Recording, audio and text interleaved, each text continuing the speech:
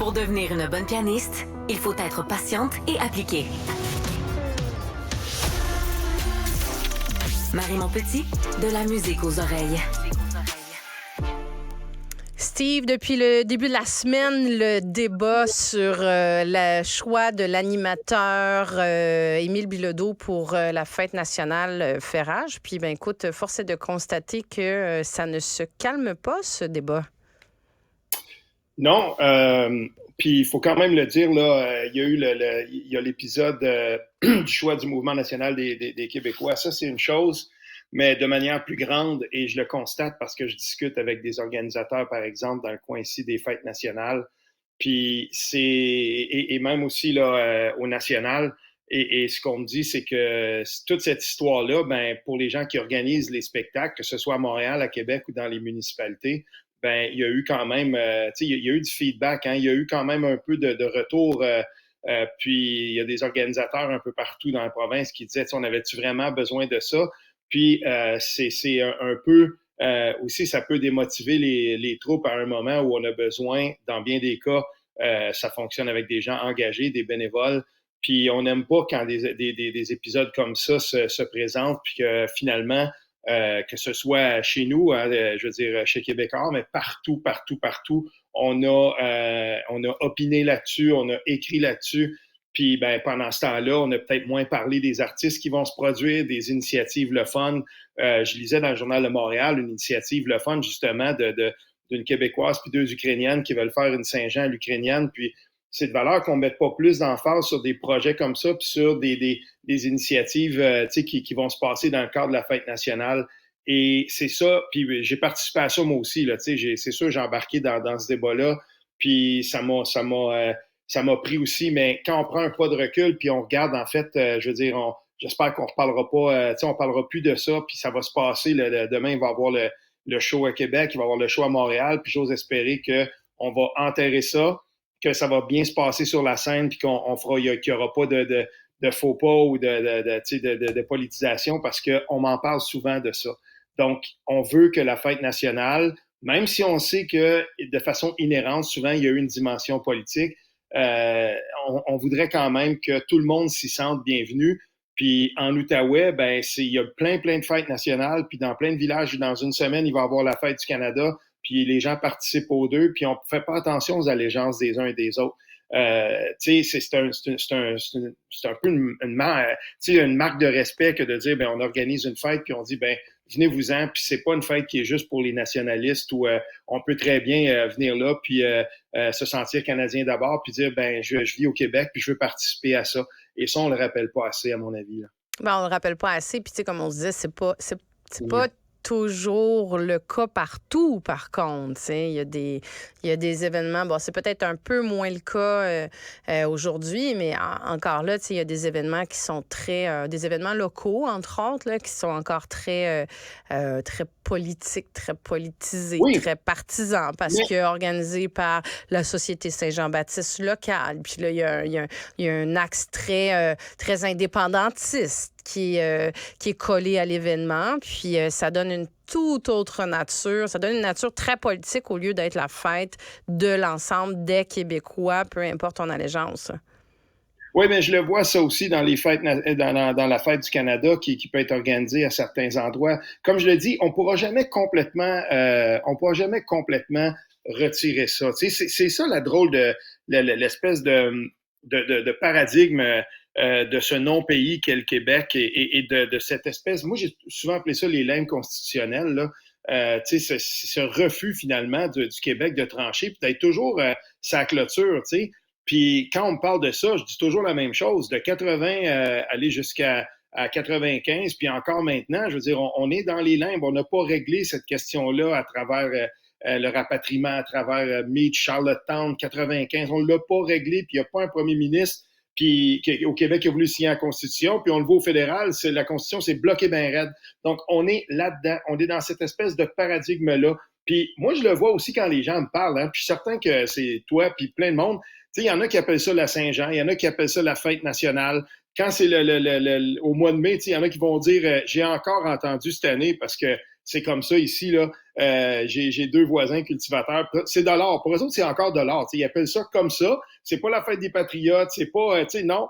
Puis, c'est drôle quand même parce que ça appelle ça aussi le fait que on est dans cette drôle de situation-là où, à 7 jours d'intervalle... Non, mais attends, Steve, dollar puis la fête des patriotes puis la fête de la reine, ça, c'est voyons, c'est la fête au mois de mai, c'est pas la Saint-Jean. Oui, c'est ça, je dis. Okay. Mais c'est quand même drôle que on a ça au Québec. On a ce drôle de paradigme-là où on est comme dans une dynamique nationale, c'est-à-dire qu'on veut fêter les patriotes, on est là, puis moi, je suis tout à fait pour ça, tu le sais bien. Puis là, au mois de juin, on arrive ici, puis on se dit, il y a la fête du Québec, la fête nationale du Québec, puis ensuite, il y a la fête nationale du Canada.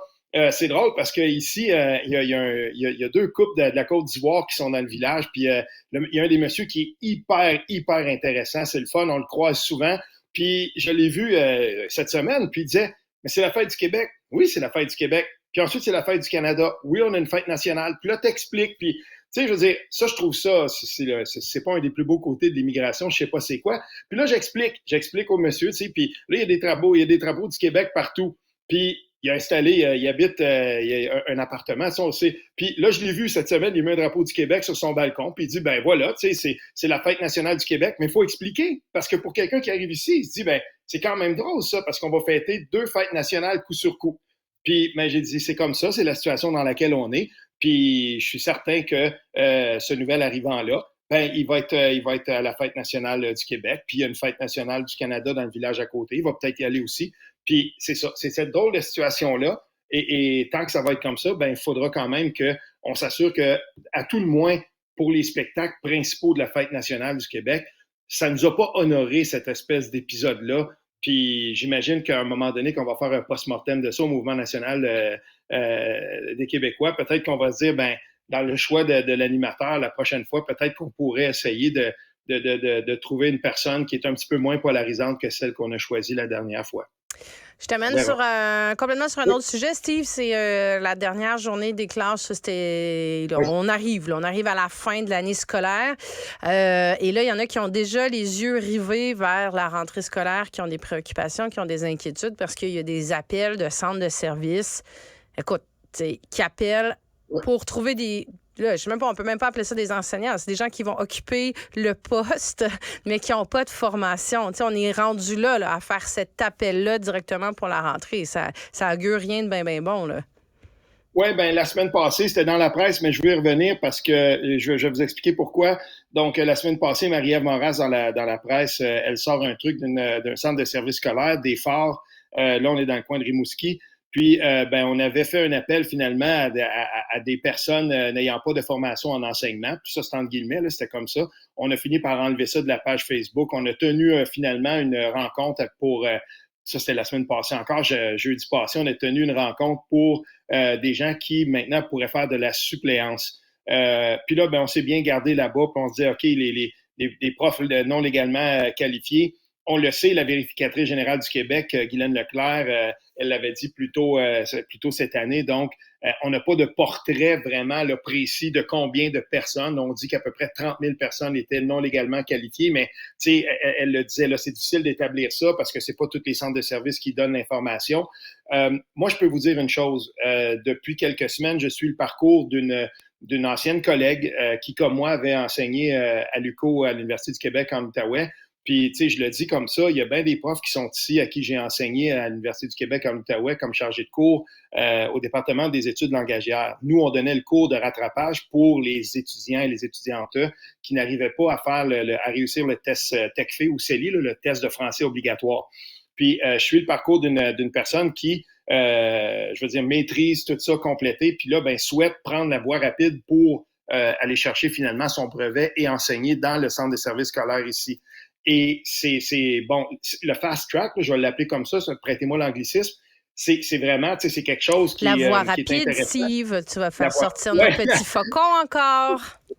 Ouais, la voie rapide, et ça a l'air quand même bien fait, puis tout ça. Puis quand j'ai parlé avec un ancien président de la commission scolaire, dans le temps que ça s'appelait la commission scolaire, mais qui est bien au fait du dossier. Puis ce qu'on me disait, c'était que encore pour l'année prochaine, ben dans le centre de service scolaire, on quitte, là, tu sais, puis ils quittent pas tout aujourd'hui, les profs, là, mais je veux dire, on quitte, puis déjà, et les administrateurs aussi, il reste encore quelques journées là, de paperasse à faire et tout ça, mais on a toujours encore le nez porté vers la prochaine rentrée, puis c'est toujours ça, ce combat-là, voir qu'est-ce qui va se passer, combien de profs on commence déjà, si on a une idée d'où est-ce que on va placer les profs puis tout ça, mais il y a des administrateurs, administratrices qui me disaient c'est plus comme avant, on n'a plus de répit par rapport à ça, puis c'est toujours une considération, puis celle-ci plane tout le temps, puis on est en mode de recrutement perpétuel.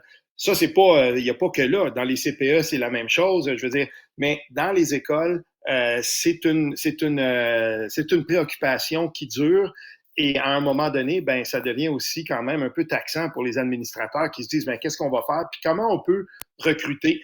Et du point de vue des enseignants, donc ce qu'on me dit, c'est toujours la même chose. Travaillons sur les conditions de pratique, les conditions de travail qui sont celles des profs. Et c'est là qu'on veut qu'on agisse. Puis on me dit toujours, c'est bien beau brasser les structures, mais améliorer nos conditions de travail, puis des gens vont cesser de quitter.